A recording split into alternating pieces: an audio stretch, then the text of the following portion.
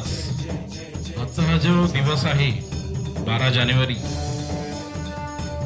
आतापर्यंत ज्या विद्यार्थ्यांनी त्यांचं जे मनोगत आहे ते मनोगत त्या ठिकाणी मांडलेलं आहे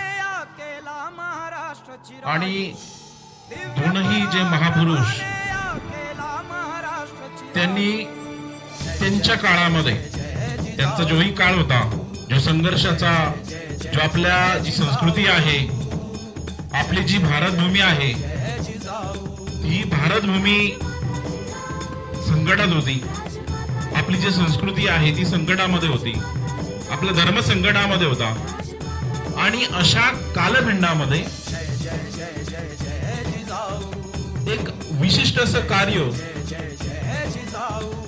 त्यांच्या पूर्ण जीवनभराचा संघर्ष आणि त्या प्रत्येक संघर्षाचं वर्णन ह्या विद्यार्थ्यांनी अतिशय मार्मिक पद्धतीने त्या ठिकाणी केलेलं आहे.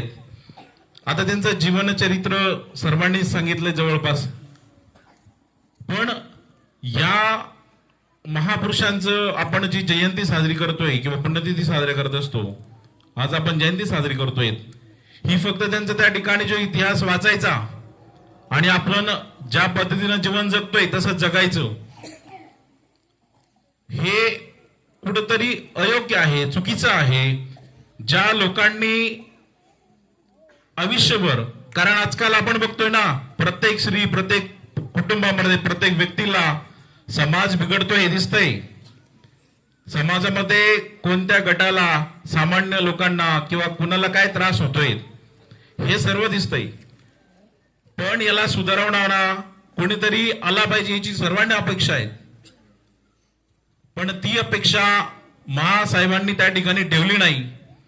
ज्या काळात मुघलांचं राज्य होतं, आदिलशाही होती, निजामशाही होती, त्यावेळेस ही जी सामान्य जनता आहे त्यांच्यावर जो अन्याय होतोय, तो प्रत्येक अन्याय, त्या अन्यायाचं निरीक्षण करून या अन्याय त्या ठिकाणी मोडून काढण्यासाठी आपणच आपलं कुटुंब, आपलंच त्या ठिकाणी वंश, त्याला त्या ठिकाणी त्यांनी समोर केलं.